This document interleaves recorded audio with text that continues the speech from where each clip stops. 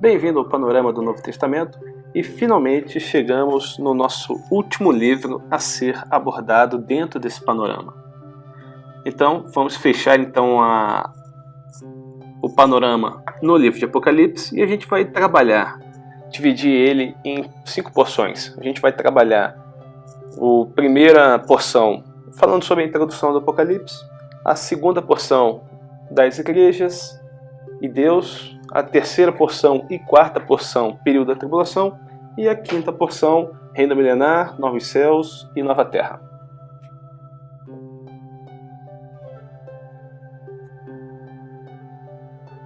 Bem, uma coisa que a gente tem que entender quando a gente tem a palavra Apocalipse, é que a palavra Apocalipse ela é uma transliteração. Ela é exatamente a forma como se lê no original. Então, o que está escrito embaixo em português é exatamente a forma como se pronuncia no grego em cima, Apocalipse. E muitas das vezes as pessoas ficam com essa impressão do livro de Apocalipse. Vem fogo, inferno e por aí vai. Mas, para o cristão propriamente dito, ele não deveria olhar para o livro de Apocalipse com essa temática. Ele deveria olhar para o livro de Apocalipse dessa forma, enxergando o paraíso, porque finalmente foi cumprido todas as coisas e o Messias vai reinar. Finalmente o reino será estabelecido. Então o livro de Apocalipse para os cristãos é um livro de esperança, é um livro que te faz regozijar-se. Para aqueles que não são cristãos, sim, realmente vai ter um pequeno problema, porque o livro vai derramar o juízo de Deus sobre a face da terra. E todos aqueles que não aproveitaram a oportunidade para se render ao senhorio de Cristo, agora vão receber o cálice da ira de Deus, que estará sendo derramado. Então, para os cristãos, nós estaremos com o Senhor e gozando as bodas do Cordeiro. Para os demais, vão estar vivendo o período tribulacional. Antes de mais nada, esse panorama de Apocalipse é um panorama pré-tribulacionista e eu não tenho condições de fazer outro tipo de panorama para vocês, porque simplesmente eu não compactuo com nenhuma das outras duas linhas de raciocínio. Então, se por acaso você é pós ou se você é mid, você tem a oportunidade desse exato momento entender como funciona o pensamento pré-tribulacionista. Então, te convido a você ver essa explanação do livro. Mas, de qualquer forma, eu gostaria de passar alguns problemas que nós temos para entender o livro de Apocalipse. E a maior parte desses problemas datam bem do início da era cristã. Por exemplo, a gente pode pegar aí a época de Lutero. O que Lutero disse sobre o livro, por exemplo? Eu me perco em mais de uma coisa nesse livro. E isso me faz achar que este livro não é nem apostólico e nem profético. Eu acho desse livro o mesmo que acho do 4º livro de Esdras. E não posso detectar que o Espírito Santo o produziu. Finalmente, deixe cada um de pensar sobre esse livro o que seu próprio espírito acha dele. Meu espírito não consegue se encaixar nesse livro. Existe uma razão suficiente para mim não dar crédito a ele. Cristo não é ensinado e nem conhecido neste livro. Do prefácio de Apocalipse de Lutero, publicado em 1522, Ibid, na página 488-489. Eles têm visão similar sobre a Epístola aos Hebreus e a Epístola de Judas. Então, aqui se encontra um grande problema nosso, de um modo geral. Porque a Reforma ela fez muitas coisas. A Reforma ela ajudou em inúmeros pontos. No entanto, a Reforma não tocou e não resolveu os problemas escatológicos. A Reforma não entendeu a escatologia da forma como deveria entender. Você pode ver isso aqui pelo próprio Lutero, que disse que esse livro não é apostólico, que disse que esse livro não é profético, que disse que não consegue detectar o Espírito Santo e que Cristo não é ensinado no livro. Isso é impossível. Para qualquer um que lê e entende, Cristo está sendo derramado no livro. Cristo está transbordando nos livros. não existe a possibilidade de você ler esse livro sem você rememorar inúmeras passagens das Escrituras. Porque praticamente é um material condensado de todos os livros que se encontra em Apocalipse. Então, a maioria dos nossos problemas relacionados a interpretações de linhas doutrinárias diversas, pré, mid, pós, amilenista e por aí vai, é baseado nesses problemas de interpretação. Só para você ter uma ideia, João Crisóstomo, que certa vez disse: Deus odeia os judeus, e no dia do juízo dirá aos que simpatizam com eles: afastem-se de mim, pois vocês têm relações com os meus assassinos. Fujam, então, das reuniões deles, fujam das casas deles e tratem as sinagogas deles com ódio e aversão. E isso continua por grande parte da igreja hoje. Continua essa aversão contra os judeus.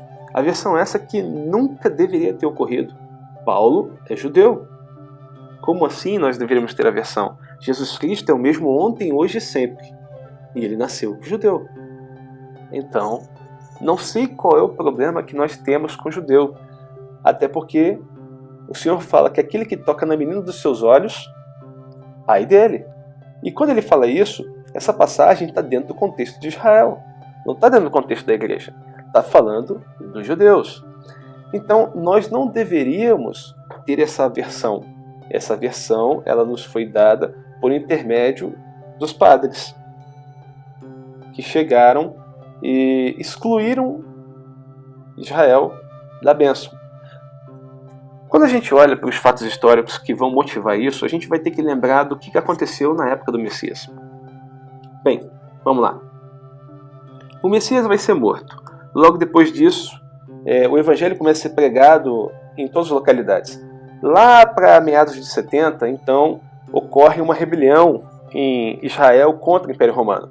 Essa rebelião ela vai ser sufocada, porque o Império vai vir com tudo que tem direito e vai matar e chacinar inúmeras pessoas. Vai tacar fogo no templo, o templo vai ser destruído e por aí vai. Quando o templo é destruído, os metais, o ouro precioso, vai começar a se liquefazer e ele vai entrar entre as fendas das rochas. E aí vai fazer com que, para que se salve aquele metal precioso, se escave o templo. E ao escavar o templo, vai se cumprir a profecia, que o próprio Messias disse, que aquele templo não ia ficar pedra sobre pedra. Então, isso está acontecendo em 70, vai ter um último levante de novo em 135, mas o que acontece é que o Império Romano se cansa dos judeus porque consideram um povo que dá muito trabalho. E o Império vai chegar e vai pegar esse remanescente e vai explodir ao longo de todo o Império Romano. Eles vão receber ordens para serem espalhados entre os estados que são congregados pelo Império Romano, com a ordem de nunca mais voltar e pisar em Jerusalém.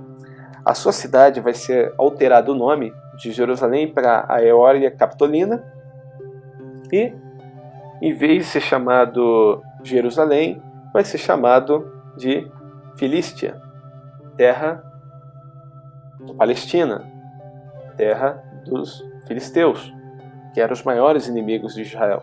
Então a terra é rebatizada. O que alguém, quando vai ler as Escrituras, se toca? Muito tempo depois. Não, veja bem, se alguém ler isso daqui e verificar que Deus tinha promessas para Israel, vão verificar que o nosso Deus é mentiroso, porque Israel deixou de existir. Então, alguém muito bem intencionado, como todo homem, vamos resolver esse problema. Vamos dizer que a partir de agora a igreja é o novo Israel de Deus.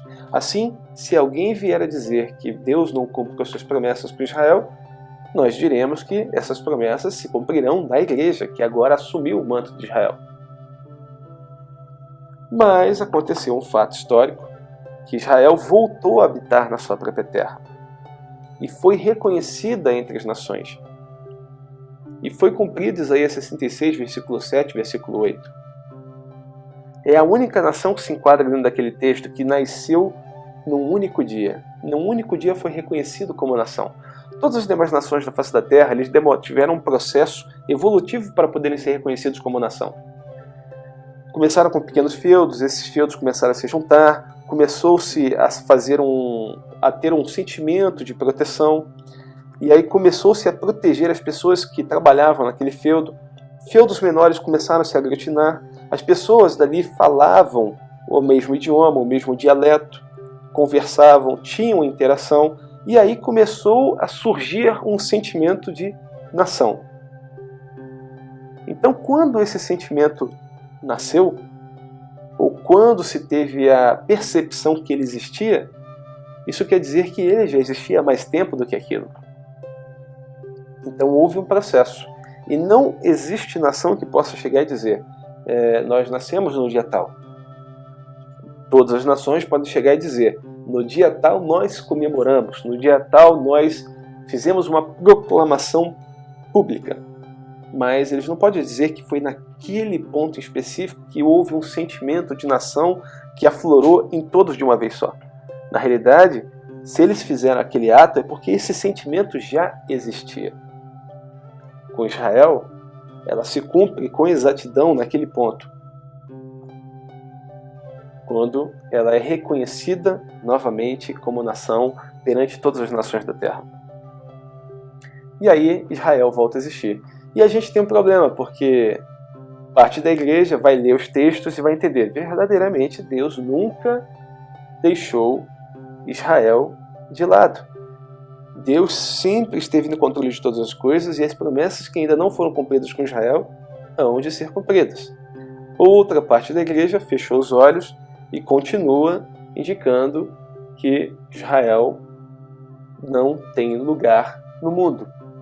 E aí a gente encontra esses problemas, onde que a gente verifica os pais da igreja, os padres e por aí vai, indicando que eles eram avessos aos judeus.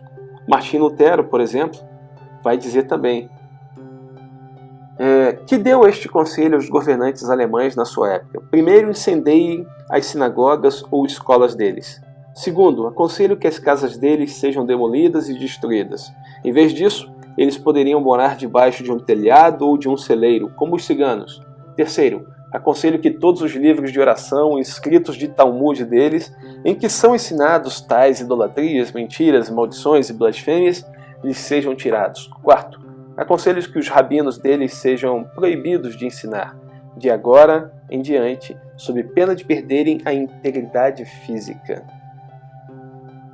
Bem, era assim que a gente via os judeus. E se a gente via os judeus assim, a gente não queria saber da interpretação que os judeus tinham acerca das Escrituras. Se nós não queremos tomar como linha de partida a interpretação judaica, logo eu vou chegar a qualquer linha de interpretação, menos a correta. Porque o Apocalipse ele já está todo escrito no Antigo Testamento. Ou seja, o Apocalipse ele é eminentemente judaico. Tudo que está no livro de Apocalipse você vai encontrar no Antigo Testamento, com uma ou outra preciosidade que só se encontra nele mesmo. Mas praticamente 90% do Apocalipse está no Antigo.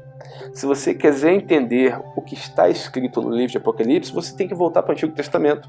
E se você quiser entender o Antigo Testamento, você não pode entender o Antigo Testamento com uma consciência ocidental. O povo que escreveu o Antigo Testamento era um povo oriental. A cultura é completamente diferente da nossa. Então você tem que entender como eles entendiam os versículos, como aquilo era ensinado, como aquilo era propagado, como aquilo era entendido. Se você tentar partir de uma linha de interpretação ocidental, você vai à bancarrota. Você vai se perder. Você vai chegar a inúmeras linhas de interpretação, menos a correta. Então vamos passar então por uma linha do tempo, só para a gente ter uma ideia daquilo que eu estou tentando passar para vocês. Então vamos lá. Eu tenho um momento no passado, eu posso chamar esse momento de eterno passado. que eu não sei indicar exatamente quando ele começou, mas ele começa lá atrás. E aí o tempo ele vai passar, do eterno passado até o eterno futuro. Em algum momento na história, a gente tem a vinda do Messias. O Messias vai ter seu ministério terreno e ele vai ser crucificado. Logo depois que ele é crucificado, ele vai ficar com os discípulos 40 dias, e depois desses 40 dias ele vai ser assunto aos céus. E ele diz, olha, eu vou, mas eu voltarei. E a data que ele volta, o momento histórico que ele volta, é exatamente no final do período tribulacional. Então a gente também tem um período tribulacional marcado ali. Mas quando o Messias vai, ele fala, eu vou, mas eu vou enviar o Consolador. E ele estará convosco todos os dias. Então, num determinado momento da história, muito embora já existisse os cristãos antes, existiam as pessoas que congregavam, mas quando houve a descida do Espírito Santo, a igreja nasce de fato. E a igreja vai continuar pregando na terra até que ela seja retirada da terra. E aí vem o nosso problema de interpretação, porque alguns acreditam que a igreja vai ser arrebatada no final da tribulação. Esses são os pós-tribulacionistas. Mas como assim vai ser arrebatada no final? Se no final Cristo está voltando e a gente está subindo? Quando é que vai ocorrer as bodas então? Como assim a gente vai estar com ele pelos séculos dos séculos, amém, se ele desce e a gente sobe? Então tem um problema nessa linha que eu não consigo trabalhar. Então essa linha para mim é furada, eu não consigo trabalhar com ela. Bem, tem uma outra parte que indica que a igreja vai ser arrebatada no meio da tribulação. E aí vem um problema, porque meio da tribulação é mais complicado ainda do que fim. Porque quando eu acredito que a igreja vai passar por todo o período tribulacional, isso quer dizer que eu tenho como conceito base que eu sou Israel de Deus. Porque se eu sou Israel de Deus, tudo aquilo que está sendo dito para Israel tem que se cumprir comigo. Porque eu creio que eu sou Israel. Então se eu tenho essa premissa na minha cabeça, eu entendo porque a pessoa pensa que o arrebatamento é pós-tribulacionista. Agora, se a pessoa é pré-tribulacionista, ela entende que Israel é Israel, igreja é igreja, ela não pode crer que ela vai passar pela tribulação. Ela vai ter que crer que a tribulação não é para a igreja, e sim para Israel. Agora temos um pequeno problema, porque tem uma parcela da igreja que acredita que vamos passar por uma parte do período tribulacional. E aí vamos ser arrebatados no meio. Para mim, essa é uma interpretação um pouquinho mais complexa de você fazer. Porque se eu sou Israel, eu creio que eu vou passar por toda a tribulação. Se eu sou igreja, eu creio que eu não vou passar pela tribulação. Agora, como é que eu posso chegar a dizer que Deus cumpre a sua promessa pela metade? Porque é praticamente isso que eu estou dizendo quando eu digo que o arrebatamento vai ocorrer no meio da tribulação. Bem, veja bem. A tribulação ela é a última das semanas proferidas por Daniel. 69 semanas foram cumpridas com Israel. Falta uma semana a ser cumprida. Uma semana, período de 7 dias.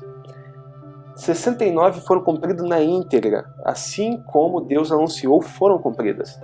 O que me faz pensar que Deus vai ficar satisfeito em trabalhar com metade de uma semana e no meio da semana acabou.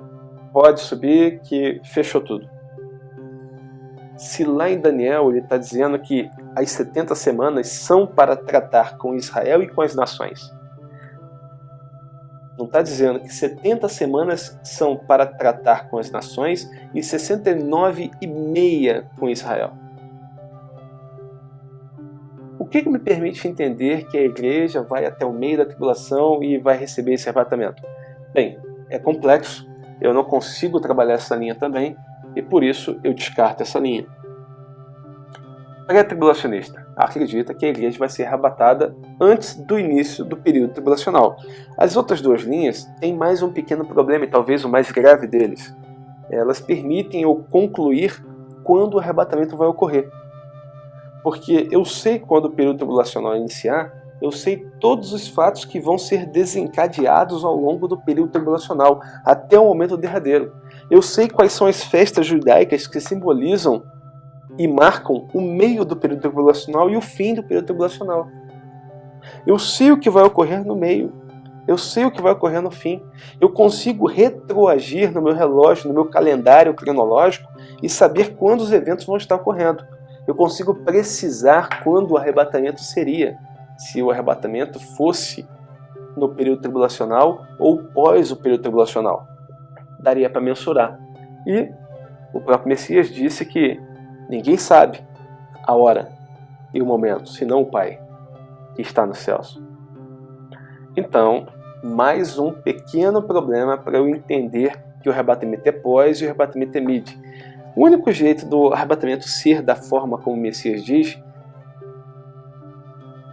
a qualquer momento, é se não necessitar ocorrer nenhum evento antes dele para que ele ocorra. Se o arrebatamento é mid-tribulacionista, existe a necessidade que os selos sejam rompidos. Porque os selos são rompidos na primeira metade. Se o arrebatamento é pós, há a necessidade que todas as trombetas tenham sido tocadas. Então, não existe conceito de iminência nisso. E toda a Escritura diz que o arrebatamento é iminente. Para ser iminente, não pode existir nenhum fato que tenha que se cumprir antes dele. Então, isso aqui é um outro ponto para você entender por que eu fico com a linha pré-tribulacionista. Mas se você pensa de forma diferente, a oportunidade que você tem é essa para entender como funciona o pensamento pré-tribulacionista. Então vamos lá, quais são as premissas que amarram essa interpretação pré-tribulacionista? A igreja é arrebatada antes do período tribulacional. Bem, as premissas são essas. A interpretação dos textos tem que ser feita de forma literal. E quando eu falo que a interpretação é feita de forma literal, eu estou dizendo que eu faço distinção entre Israel e igreja. Se o texto está falando igreja, é igreja. Se o texto está falando Israel, é Israel. Parece tão simples, mas a gente complica as coisas. Se eu faço distinção entre Israel e igreja, eu não apoio a teologia da substituição. Na realidade, eu tenho aversão a ela. Bem,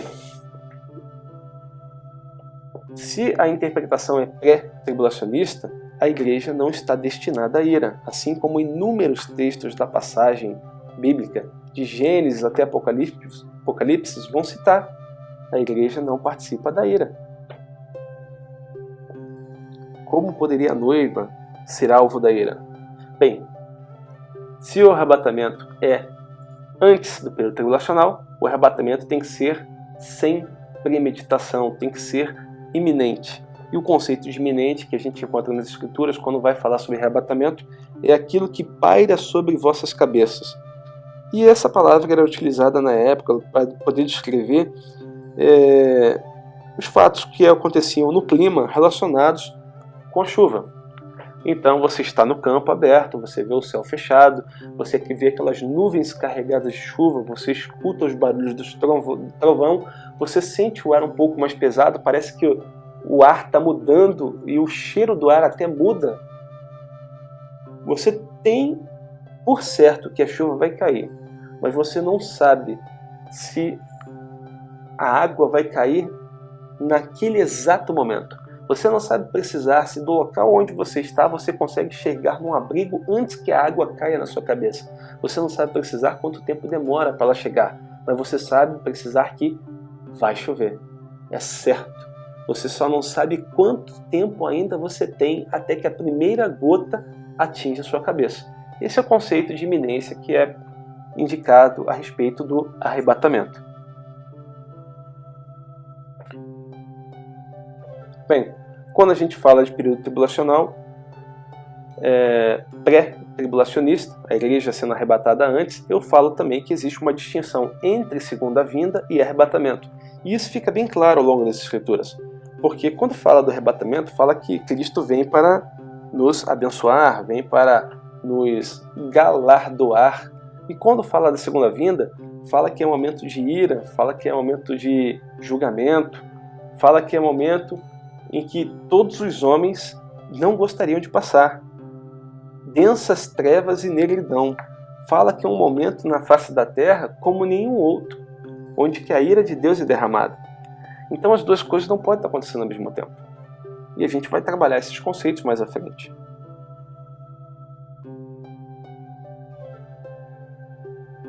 E quando eu estou falando de período tribulacionista, eu estou falando que existem fatos que eles estão ocorrendo de forma simultânea na Terra e no céu.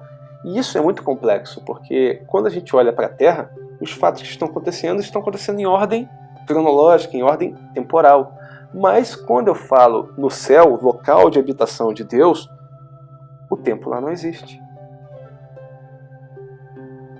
Um dia para Deus é como 1000 anos é como um dia. Então, muito embora a gente consiga precisar o tempo cronológico nos eventos terrenos, a gente não sabe precisar quanto tempo no céu está se passando. João, ora ele está vendo as coisas que estão acontecendo na terra, ora ele está acompanhando as coisas, os eventos que estão acontecendo no céu. Então, é uma situação muito complexa, mas é muito interessante ao mesmo tempo. Quando nós falamos da interpretação literal, isso não quer dizer que eu ignore simbolismos. Eu estou querendo dizer que a primeira interpretação que eu tenho que fazer é a literal. Se ela faz sentido, não cabe eu buscar outra interpretação. Se a interpretação literal não faz sentido, aí sim eu busco outra interpretação. É a questão, por exemplo, quando a gente vê os elementos da ceia. Este é o meu corpo que é dado por vós, este é o meu sangue que é dado por vós. É o corpo mesmo? É o sangue mesmo? Não. Então realmente aí é um símbolo.